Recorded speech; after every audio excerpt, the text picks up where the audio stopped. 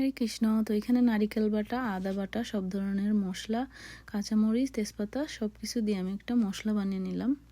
আর মশলাটা দেখো খুব সুন্দরভাবে হয়ে আসছে। তারপর এখানে আমি দিয়ে দেবো সিদ্ধ করে রাখা আলু। তো এখানে আমি বানাচ্ছি হচ্ছে শুধু আলুর দম না, এটা হবে ডাল আলুর দম। তো একটু মডিফিকেশন।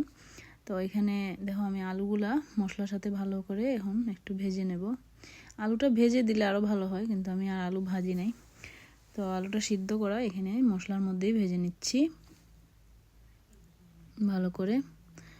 আর এদিকে হচ্ছে গিয়ে আমি ডালটা একটু একটু তেলের মধ্যে ভেজে আর প্রেসার কুকারে বয়েল করে নিয়েছিলাম। তো দেখো ডালগুলো খুবই সুন্দরভাবে সিদ্ধ হয়ে গেছে। এখন আমি ডালটা দিয়ে ভালো করে এটাকে মিশিয়ে নেব। তো এটা হচ্ছে ডাল আলুর দম। তো এটা নতুনই আমি প্রথম দিন বানালাম, হঠাৎ করে মাথায় আসলো, তো এইভাবে বানিয়ে ফেলি। তো যেই চিন্তা সেই কাজ, বানিয়ে ফেললাম। আর এখানে আমি এখন গরম মশলা গোটাগুলা দিয়ে দিচ্ছি উপরে। আমি আগে থেকেই গরম মশলা গোটাটা দিই না, কারণ আমার কাছে অতিরিক্ত স্মেল লাগে। তো লাস্টে যেই যাতে হালকা একটা স্মেল আসে সেই জন্য। তো দেখো কি সুন্দর মাখো মাখো হয়ে গেছে, আর খেতেও কিন্তু দারুণ হয়েছিল। তো স্নোর দিনে কি বানাবো সেটা নিয়ে একটা চিন্তা ছিলাম, সবাই আছে বাসায়, একটা নতুন কিছু বানাইয়ে খাওয়াইতে ইচ্ছে করতেছিল। তো তাই এভাবে দেখো একটু বেশি ঘন হয়ে গেছে, সেই জন্য আমি এখানে একটু গরম জল দিয়ে দিচ্ছি।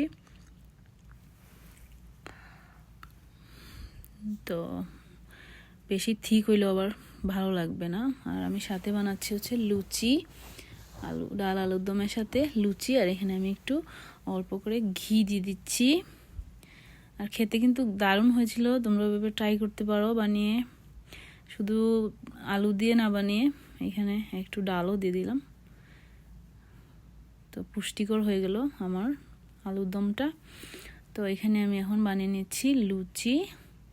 এখানে 2 কাপ মতো আটা, 1 কাপ মতো ময়দা দিয়ে আমি মেখে রেখেছিলাম।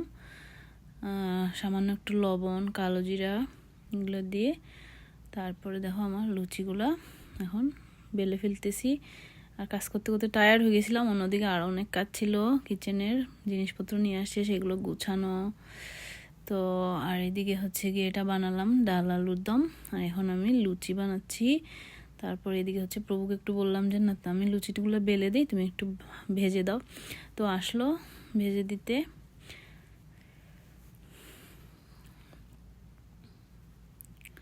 তারপর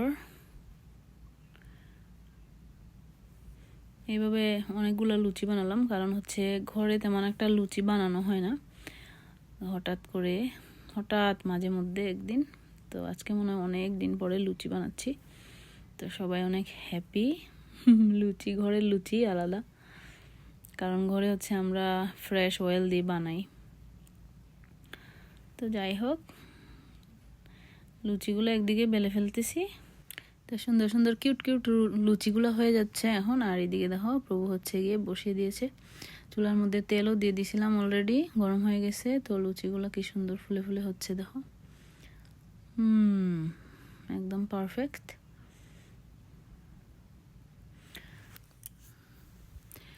একটা একটা করে আমাদের লুচিগুলো হয়ে যাচ্ছে। আর এদিকে ভগবানের ভোগ লাগাতে হবে।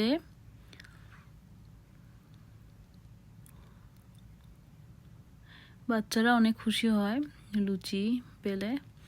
তো তেমন একটা বানানো হয় না আসলে, সবারই হেলথ ইস্যু, অয়েল ফ্রাই এগুলো এখন খাওয়া খুবই সমস্যা, মাঝে মধ্যে বানানো হয়।